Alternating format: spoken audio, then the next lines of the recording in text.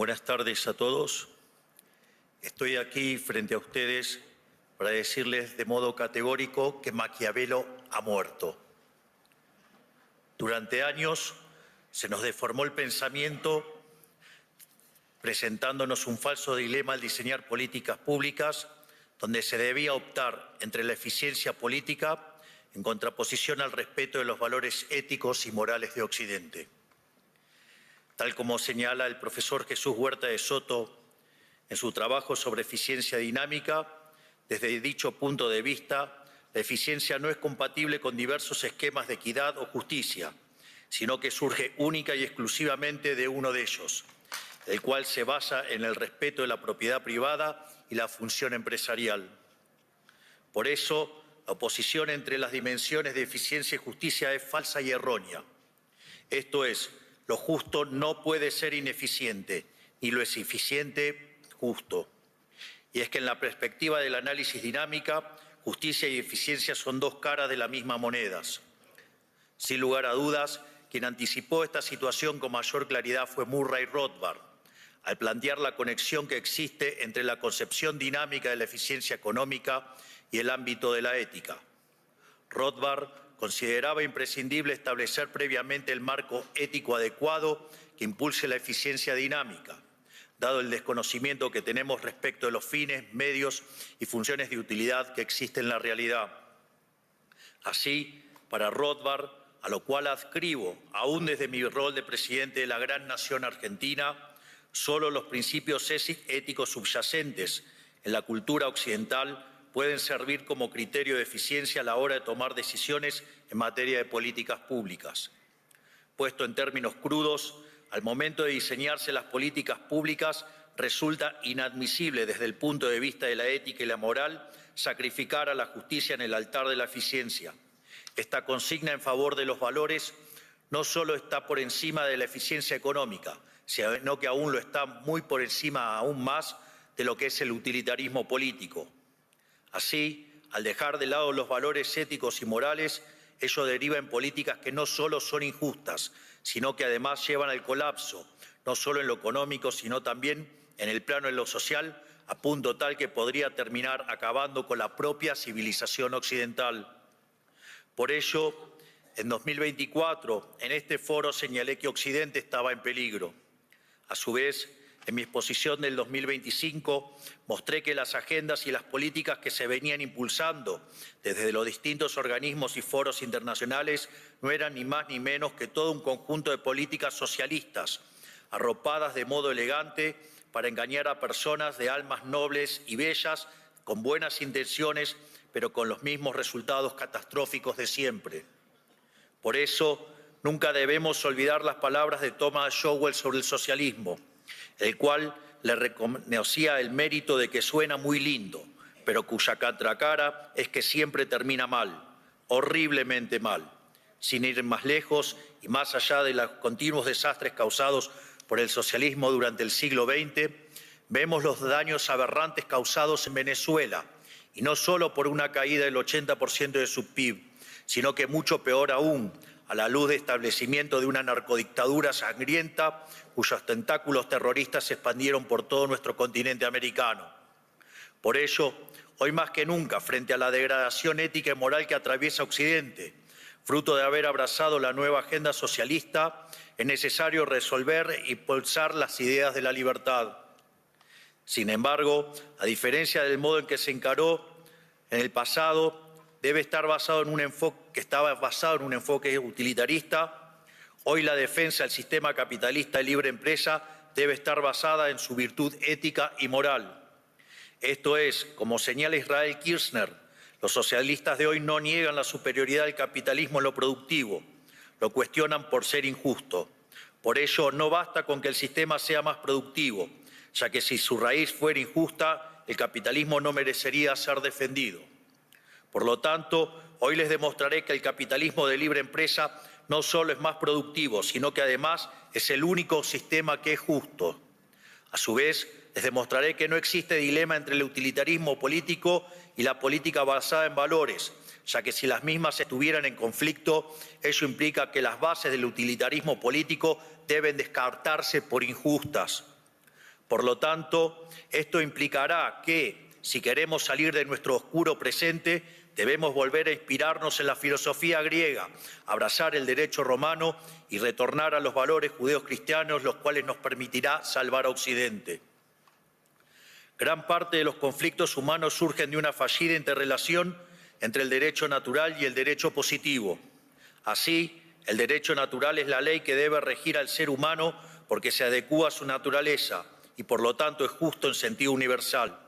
Es una ley común para todos los hombres porque es intrínseca a su esencia y por lo tanto inmodificable e inmutable. Por otra parte, el derecho positivo es el que redactan los hombres para seguir a su conveniencia. De este modo, cuando la ley positiva está en consonancia con la ley natural, habrá justicia. En su defecto, será legal, pero no será legítima. En función de ello, se reconocen dos derechos fundamentales: los derechos a la vida y a la libertad. El hombre nace vivo y nace libre y tiene derecho a conservar estos atributos de la naturaleza. Además, tiene derecho a que sus semejantes se lo respeten, en orden de buscar su propia felicidad, que es el fin al que tiende todo hombre. En paralelo, tenemos los derechos adquiridos, los cuales no son naturales ni tampoco son inherentes al ser humano, sino que los mismos son ganados por merecimiento u obtenidos por regalo. De este modo, el derecho fundamental a la libertad se deriva del derecho adquirido de la propiedad privada, y ello se manifiesta en que podamos libremente adquirir un bien con el fruto de nuestro trabajo o podemos recibir un bien que libremente nos den o hereden. A su vez, el derecho de propiedad, en especial por sus consecuencias dinámicas, se vincula con el principio de apropiación de Locke, por lo que ahora la propiedad no solo puede derivar en una donación, regalo, herencia o intercambio, sino que se suma a la apropiación del descubrimiento y de una creación. Finalmente, estos derechos se complementan con el principio de no agresión, el cual establece que ningún ser humano tiene derecho a ejercer agresión de ningún tipo contra otro ser humano, lo cual no solo incluye la agresión física, sino también todo tipo de coacción, coerción y imposición bajo amenaza de uso de la fuerza.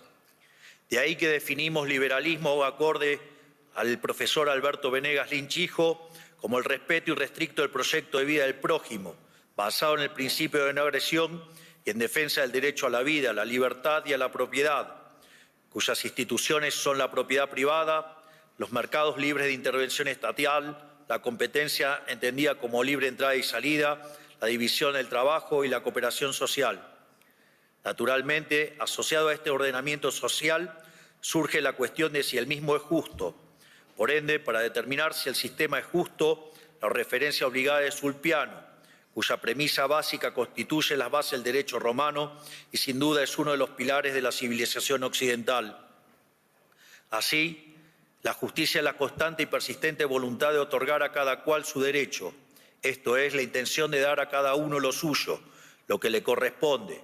Sin embargo, la sentencia de Ulpiano no se quedó ahí, sino que a continuación añadió que los principios del derecho constan en vivir de modo honesto, sin causar daño a nadie y dando a cada cual lo que es suyo. Por lo tanto, de todo esto se deriva que una de las características del capitalismo de libre empresa es que es una doctrina justa. Dado el entramado institucional emergente, el cual además hemos probado que el mismo es justo, ahora es momento de probar que además es eficiente. El primer planteo al respecto fue realizado por Adam Smith, quien utilizando el argumento de la mano invisible postulaba que cada individuo persiguiendo su propio interés llevaba al máximo bienestar social. Más tarde, los neoclásicos, guiados por una idea de la mano invisible basada en el óptimo de Pareto, lograron derivar el primer axioma de la economía del bienestar, esto es, todo equilibrio competitivo es óptimo de Pareto. Sin embargo, esto implicaba abrazar una estructura matemática que dejaba abiertas las puertas a la intervención estatal, bajo las buenas intenciones de corregir los fallos de mercados, los cuales, desde mi punto de vista, no existen. Para ello, la prueba que ha desarrollado Hans Gemma Hoppe, basada en los derechos de propiedad, en línea con el principio de apropiación originaria de Locke, junto al principio de no agresión, no solo resulta satisfactoria en probar la optimalidad, sino que además no deja lugar a duda para que haya intervención. De este modo, Hoppe señala: cualquier desviación de este conjunto de reglas implica, por definición, una redistribución de títulos de propiedad y, por lo tanto, de los ingresos, desde los usuarios y contratantes de bienes hacia los no usuarios, productores y no contratantes. Por lo tanto, cualquier desviación en tal sentido implica que habrá relativamente menos apropiación originaria de recursos cuya escasez sea conocida y, por ende, habrá menos producción de nuevos bienes, menos mantenimiento de los bienes existentes y menos contratos y comercios que sean mutuamente beneficiosos. Esto, naturalmente, implica un menor estándar de vida en relación con los bienes y servicios que pasan de mano en mano. Además, el postulado que solo el primer usuario, no el último, de un bien adquiere el derecho de propiedad sobre el mismo, nos asegura que los esfuerzos productivos serán tan altos como sea posible en todo momento. A su vez, la noción de que solo la integridad física de la propiedad, no el valor de la misma, debe ser protegido garantiza que todo propietario llevará a cabo los mayores esfuerzos productivos de valor, esto es, esfuerzos para promover cambios favorables en el valor de la propiedad y para prevenir o contrarrestar cualquier cambio no favorable en el valor de la misma. Por lo tanto, cualquier desviación de estas reglas implica una reducción de esfuerzos productivos en todo momento. Nótese que al pivotear sobre la propiedad privada y no sobre funciones de exceso de demanda derivadas de ejercicio de optimización, permite alcanzar un óptimo sin la necesidad de supuestos esotéricos que luego brindan sustento a la intervención estatal. Al mismo tiempo, evita caer en el ridículo empírico del segundo teorema de la economía del bienestar que postula la independencia entre producción y distribución, como si la opción entre capitalismo y comunismo fuera neutral en términos de resultado. Por lo tanto, habiendo probado que las instituciones del capitalismo de libre empresas, sostenidas por los derechos naturales, el principio de apropiación originaria de Locke y el principio de no agresión, no solo que son justas, sino que además son eficientes, al menos en términos estáticos, es momento ahora de probar que el capitalismo de libre empresa cumple con todas estas mismas propiedades en términos dinámicos. Jenofonte, ya 380 años antes de Cristo, señalaba que la economía es un saber que permite a los hombres acrecentar la hacienda, mientras postulaba que la propiedad privada resultaba el vehículo más provechoso para la vida de cada cual. Luego de ello, Jenofonte se ocupa del concepto de eficiencia, el cual lo aborda desde dos perspectivas. Por un lado, desde una visión estática, define como eficiente a la gestión de los recursos disponibles tendientes a evitar el despilfarro, donde además resalta el beneficio de la propiedad privada al señalar que el ojo del amo es la mejor fórmula para engordar su ganado. Por otro lado, Jenofonte, en su segunda definición de eficiencia, se adentra en el terreno dinámico, señalando que, a su vez, la eficiencia implica incrementar la hacienda. Esto es, se trata de aumentar la cantidad disponible de bienes por la vía de la creatividad empresarial, esto es, por la vía del comercio y la especulación.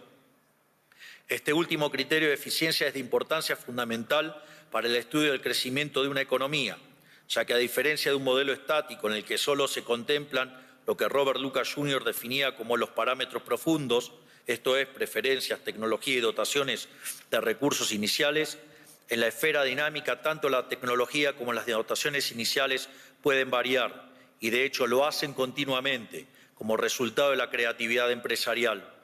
Es más, un capítulo aparte obedece a la institución de la propiedad privada y que, pivoteando sobre ella, la Escuela Austríaca de Economía, desde Mises, Hayek, Rothbard, Kirchner, Hoppe hasta Jesús Huerta de Soto, han demostrado la imposibilidad del socialismo y, por ende, echando por tierra la fantasmagórica idea de John Stuart Mill que postulaba la independencia entre la producción y distribución.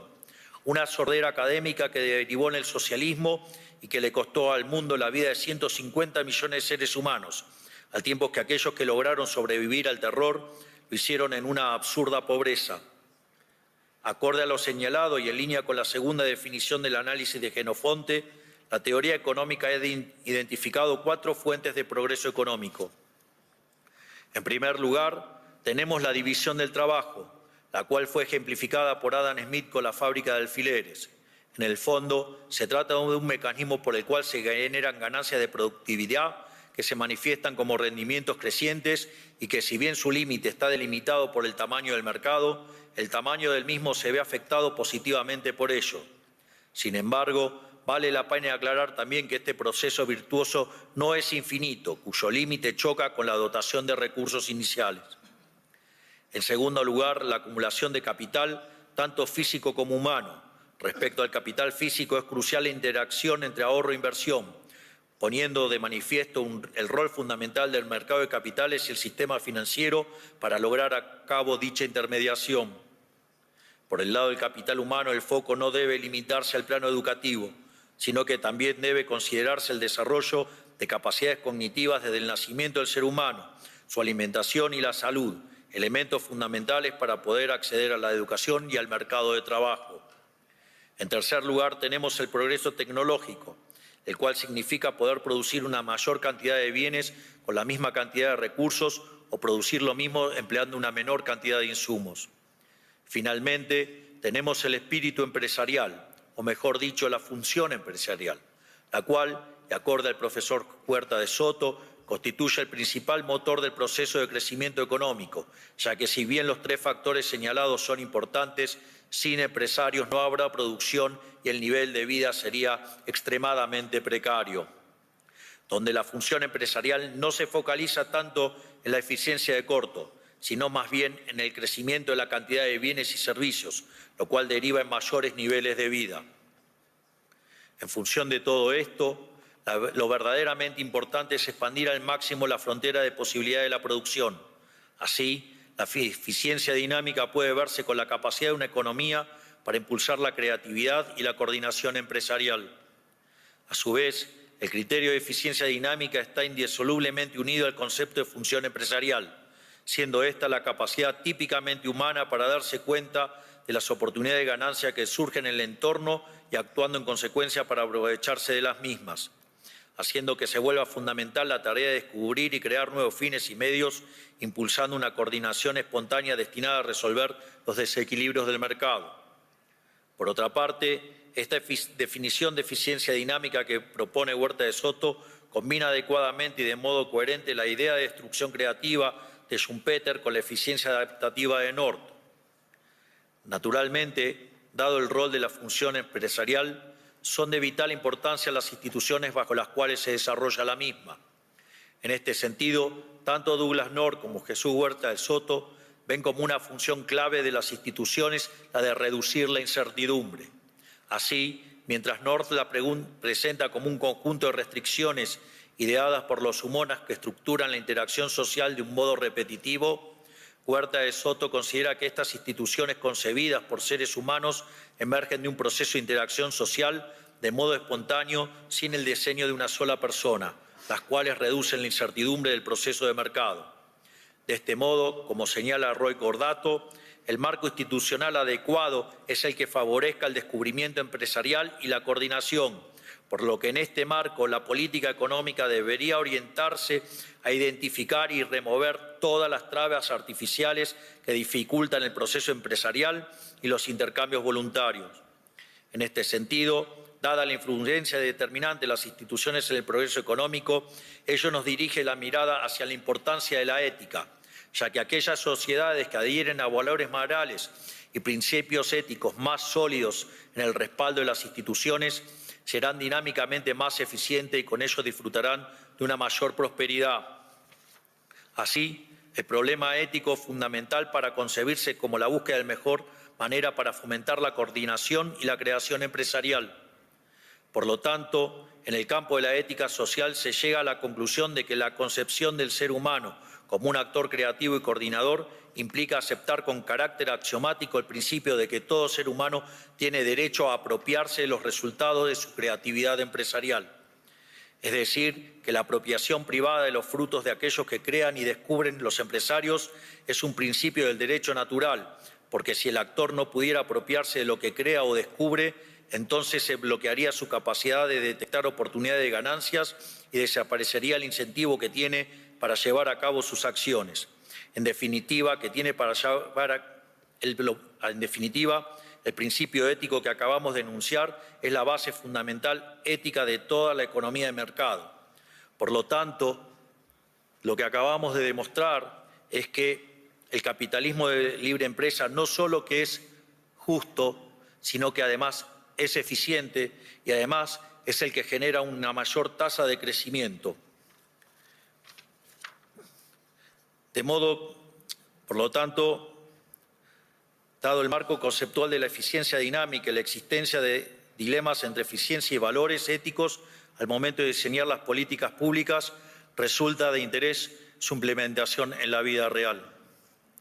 Más allá de los enormes logros que hemos mostrado durante esos años de gestión, extirpando un déficit fiscal de 15 puntos del PBI, bajando la inflación del 300% al 30%, reduciendo el riesgo país en 2.500 puntos básicos y haciendo crecer la economía, mientras que la pobreza bajó del 57 al 27%, llevando políticas públicas guiadas por valores éticos y morales. Me gustaría entonces hacer foco en el caso del Ministerio de Desregulación, o como lo llamamos puertas adentro, el Ministerio de los Rendimientos Crecientes. Dicho ministerio está inspirado en la evolución del PBI per cápita desde la era cristiana, el cual tiene la forma de un palo de hockey.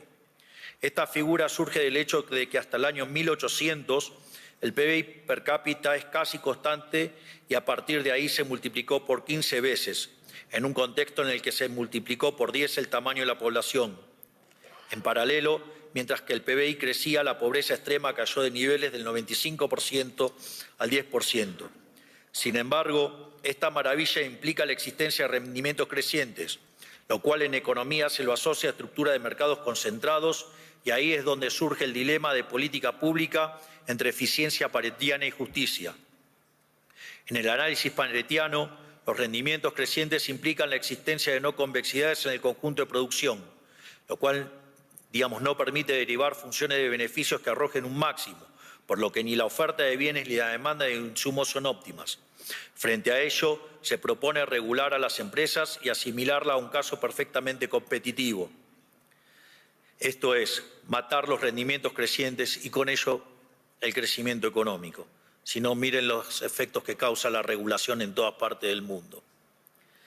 La visión basada en los valores éticos del capitalismo señala que si a esa posición se llegó por descubrimientos, intercambios voluntarios y sin violentar el principio de no agresión, no hay motivo que justifique la intervención. De hecho, la intervención es una violación del derecho de propiedad, por lo que al castigar los beneficios, el crecimiento potencial de la economía cae. Por ende, la intervención y la regulación son dinámicamente ineficientes, por ser violentas y por ende injustas. Es por ello que desde la llegada a la Administración en 2023 hemos llevado a cabo, gracias a la ciclópea tarea del ministro Federico Sturzenegger, 13.500 reformas estructurales, las cuales hoy nos permite tener una economía más eficiente dinámicamente, lo cual nos permite volver a crecer. Esto es Make Argentina Great Again. Por ende, esto muestra lo cuestionable del análisis del óptimo Pareto. En función del mismo, muchos consideran pertinente que se regulen dichas estructuras concentradas, asimilándolas en resultados a un modelo competitivo. Sin embargo, como había señalado, ello implica matar los rendimientos crecientes, cuyo efecto colateral no deseado es el de matar el crecimiento. Nótese que bajo esta misma línea podemos abordar los temas de inteligencia artificial. En este sentido, dicho instrumento podría verse como la versión siglo XXI de la fábrica de alfileres de Adam Smith, es decir, un potenciador de rendimientos crecientes y con ello mayor crecimiento y bienestar. Por lo que lo más responsable que pueden hacer los Estados respecto al tema es dejar de fastidiar a quienes están creando un mundo mejor. Para decirlo más directamente, los políticos deben dejar de fastidiar a quienes están haciendo un mundo mejor. Al mismo tiempo, quiero señalar que todos los temores asociados a escenarios distópicos son una tontería. La respuesta es Adam Smith. El límite de los rendimientos crecientes está dado por el tamaño del mercado. Y finalmente, no debemos olvidar que la puesta en marcha de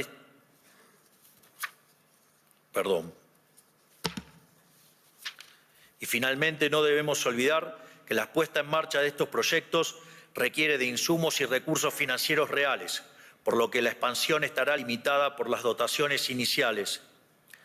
Para aquellos que estén interesados en los fundamentos teóricos de estos argumentos que estoy presentando, hoy el doctor Reidel subió a las redes justamente el trabajo que hicimos en colaboración y que desarrollamos justamente los fundamentos teóricos de esto de que regular mata el crecimiento. Es decir, la omnipotencia del Estado, las regulaciones destruyen el derecho de propiedad y eso mata los rendimientos crecientes y por ende, digamos, el crecimiento es menor. Por último, ligado a este fenomenal futuro que se avecina, resulta de vital importancia el rol del capital humano. En este sentido, en Argentina, gracias a la gestión de la ministra Sandra Petovelo, a los sectores vulnerables hemos dejado de regalarle el pescado para enseñarles a pescar y, si es posible, a motivarlos que creen su propia empresa pesquera. Finalmente, a pesar de las críticas populares, el capitalismo de libre empresa no socava los valores morales. Después de todo, el progreso económico vía el mecanismo de la mano invisible surgió de los sentimientos morales de Adam Smith y la era moderna debe su existencia a las virtudes burguesas señaladas por McCloskey. A su vez, gracias al gran trabajo de Huerta de Soto en el desarrollo del concepto de eficiencia dinámica y la puesta en práctica en Argentina, esto nos permite estar seguros que el dilema entre eficiencia y justicia es falso. Esto es, los mercados no solo son superiores desde lo productivo, sino que también son justos y que por ende las políticas públicas deben estar guiadas por la ética y no el utilitarismo, ya sea económico o político, que siempre derivan en soluciones injustas, populistas y empobrecedoras. Por lo tanto, reafirmo lo dicho al inicio de esta conferencia. Maquiavelo ha muerto, por lo tanto, es momento de enterrarlo. Es más, dado el vínculo profundo entre la moral y los mercados libres, estos últimos nos hacen mejores personas, ya que gracias a los mercados dinámicamente eficientes podemos al mismo tiempo progresar económicamente, defender la propiedad privada, mantener la paz, alcanzar la armonía social y fortalecer aquellas virtudes sociales que son indispensables para una sociedad próspera. Por último, quiero dejarles una reflexión sobre la parashá de esta semana. La parashá Bo describe ese momento en que Moisés se enfrenta al faraón, símbolo del poder opresor del Estado, para advertirle que si no liberaba al pueblo hebreo, caerían sobre Egipto las últimas 3 plagas. Ante la negativa del faraón, llegó la plaga de las langostas, la cual significa la hambruna. Luego llegó la plaga de la oscuridad, la cual significa la pérdida de claridad para la toma de decisiones. Por último, la plaga de la muerte de los primogénitos, lo cual deja de manifiesto el destino de una sociedad que niega la libertad. La analogía con lo que ocurre hoy en Occidente es tremendamente clara. Hace ya tiempo Occidente, por alguna extraña razón, comenzó a darle la espalda a las ideas de la libertad. Y por ello que en este mismo lugar, en el año 2024, afirmé que Occidente está en peligro, fruto de haber abrazado dosis crecientes de socialismo en su versión más hipócrita, que es el wokismo. A su vez, en 2025 expliqué los parásitos mentales que sembró la izquierda en la humanidad. Sin embargo, 2026 es el año en que les traigo buenas noticias. El mundo ha comenzado a despertar. La mejor prueba de ello es lo que está pasando en América con el renacer de las ideas de la libertad. Por lo tanto, América será el faro de luz que vuelva a encender a todo Occidente y con ello pagará su deuda civilizatoria como muestra de gratitud hacia sus bases en la filosofía griega, el derecho de los romanos y en los valores judeocristianos. Tenemos por delante un futuro mejor, pero ese futuro mejor existe si volvemos a las raíces de Occidente, esto es, volviendo a las ideas de la libertad. Que Dios bendiga a Occidente, que la fuerza del cielo nos acompañen y ¡viva la libertad, carajo! Muchas gracias.